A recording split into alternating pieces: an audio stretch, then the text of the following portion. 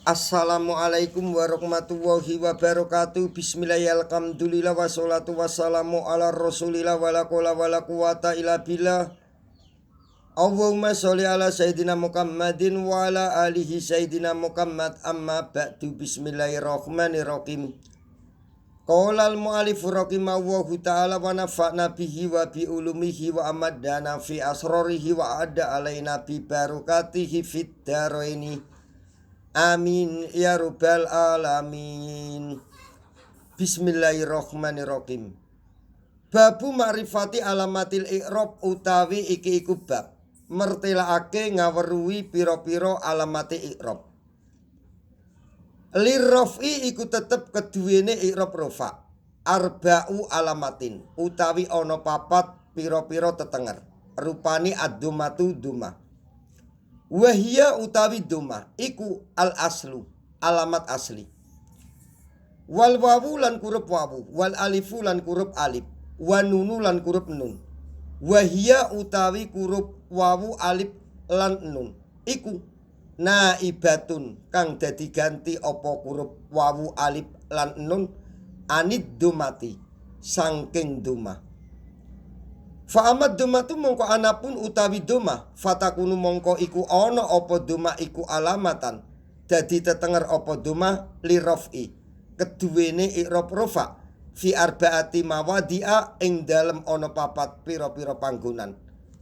Sing nomor 1 fil ismi ing dalem isim al mufradi kang ijen iku mungsorifan kang bisa nrimo tanwin kana ana apa isim mufrad au ghairu munsharifin utawa kang ora bisa nrimo tanwin nakwu qulawwahu.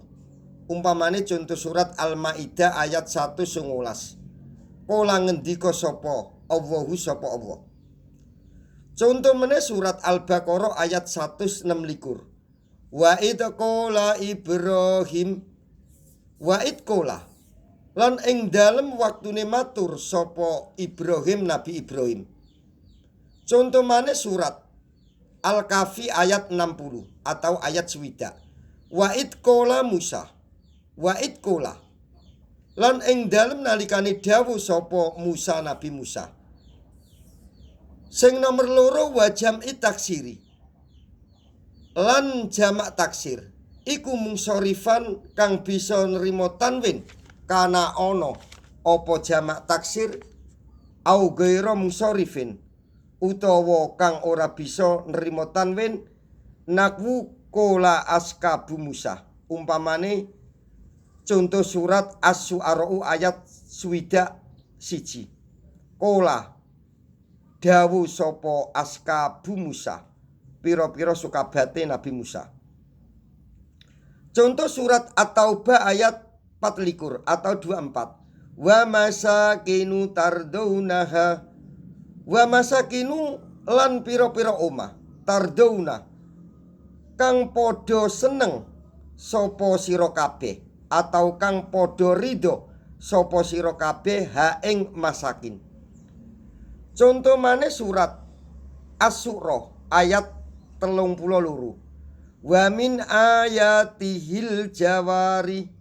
Surat Asy-Syu'ara ayat 32. Wa min ayatihi lan iku tetep setengah sangking pira-pira ayate Allah. Al jawari utawi pira-pira prau. Sing nomor 3 wa fi jam'il muannasi lan ing dalem isim jamak muannas asalimi kang selamat apa jamak muannas. Wa ma lan lapat kumila kang dipadhakake apa ma alaihi ing atase jamak muannas. Nakwu ida ja'akal mu'minatu. Umpamane contoh surat Al-Mumtahanah ayat 12. Ida ja'a ing dalem nalikane nekani ka ing sira sapa al-mu'minatu wong-wong mukmin wadon.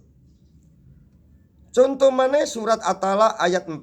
Wa ulatul akmali utawi pira-pira wong wadon kang anduweni kamil atau kang anduweni meteng.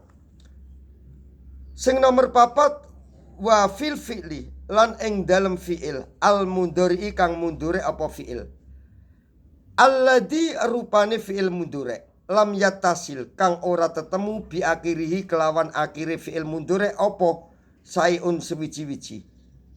Naku narfa'u darujatin manasa. Umpamane contoh surat Al-An'am ayat 83. Narfa'u ngluhurake sapa ingsun Allah darujatin ing pira-pira derajat.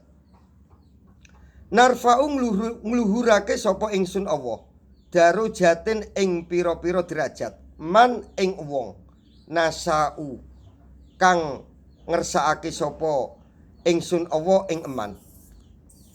Contoh meneh surat Yunus ayat selawi ayat 25. Wallahu yad'u ila darissalam. Wallahu utawi Allah iku yad'u ajak-ajak sapa Allah ila darissalam maring omah keselamatan.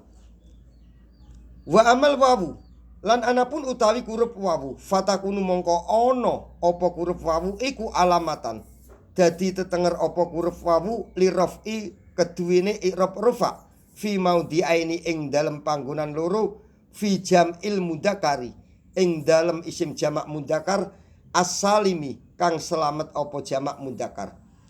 Wa malan lapat kumilah kang dipadhakake apa ma alaihi ing atase jamak mudzakkar. Nakwu wa yauma idin yafraqul mu'minun. Surat Rum ayat 4. Surat Ar-Rum ayat 4. Wa yauma idin lan ing dalem dinane iki oleh ngalake yafraqu kang padha bunga sapa al mukminun wong-wong kang mukmin kabeh. Surat Ar-Rum ayat 4.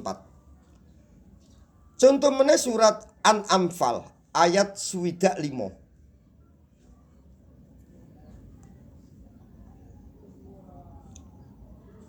Wa in yakum minkum isruna sabirun.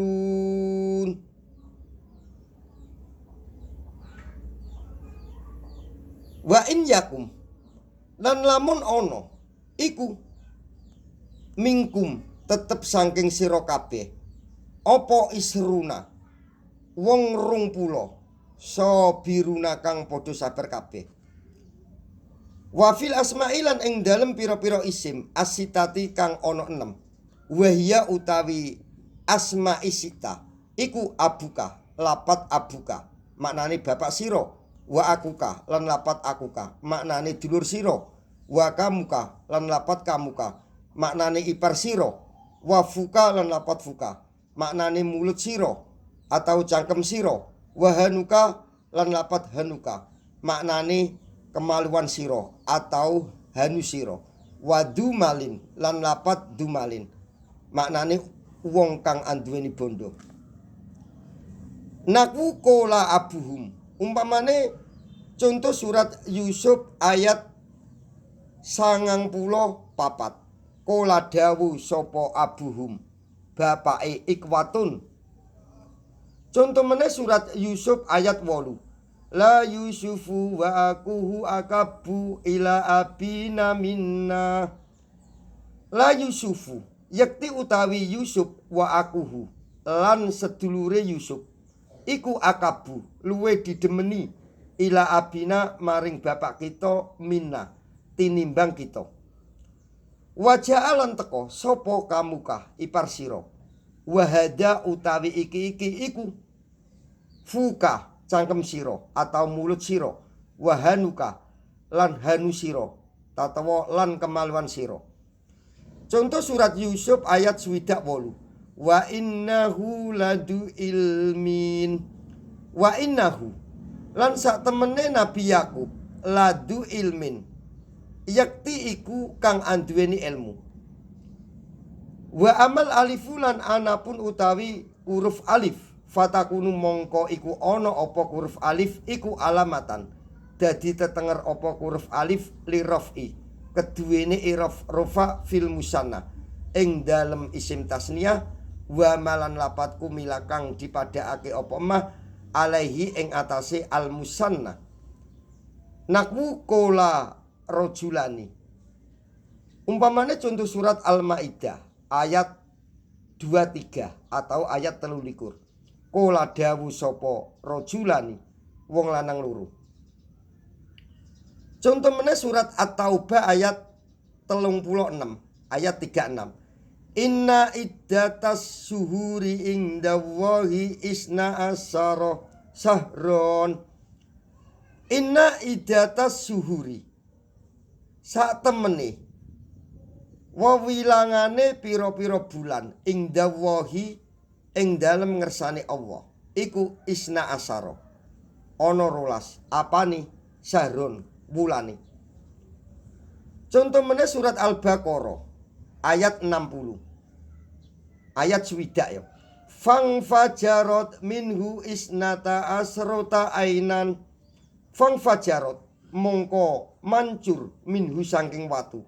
Apa isnata asrota ana 12 apane ainan sumbere.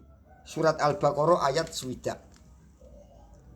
Wa amanunu lan anapun utawi huruf nun fatakunu mongko iku ana apa huruf nun iku alamatan dadi tetenger apa huruf nun lirafi keduwene iraf rafa fil fi'li ing dalem fi'il al mundhari kang mundure apa fi'il idza tasala ing dalem nalikane tetemu bihi kelawan fi'il mundure apa dhamiru tasniyatin isim dhamir tasniyah. Naku wan najmu wasyajaru yasjudan surat Ar-Rahman ayat 6 ayat 6 ya. Wan najmu utawi tetukulan wasyajaru lan wit-witan iku yasjudani padha sujud apa najmu wasyajaru. Au dhamiru jam'en utawa isim dhamir jamak. Naku atabnuna bi kuliri en ayatan tak basun watattaqituna masoni ala allakum takludun surat As-Syu'ara ayat 128 lan 129. Atabnuna ana to bangun sapa sira kabeh bikuli riin ing dalem saben-saben panggonan dhuwur ayatan ing dadi tandha tak basun kali padha dolan sapa sira kabeh watat takiduna lan gawe sapa sira kabeh masonia ing pira-pira simpenan banyu la allakum menawa sira kabeh iku takludun padha langgeng sapa sira kabeh. Contoh meneh surat Al-Baqarah ayat 3. Walladzina yu'minuna bil ghaib. Walladzina lan wong akeh yu'minuna kang padha iman sapa alladzina bil ghaibi kelawan perkara kang samar. Au dhamirul muannasatil mukotobati utawa isim dhamir muannas mukotob. Naku atak jabina min amrillah. Surat Hud ayat 73. Umpamane contoh surat Hud ayat 73. Atak jabina ana to gawok sapa sira kabeh min amrillahi saking kekuasaane Allah. Wabillahi taufik wal hidayah wa ridha wa inayah. Assalamualaikum warahmatullahi wabarakatuh.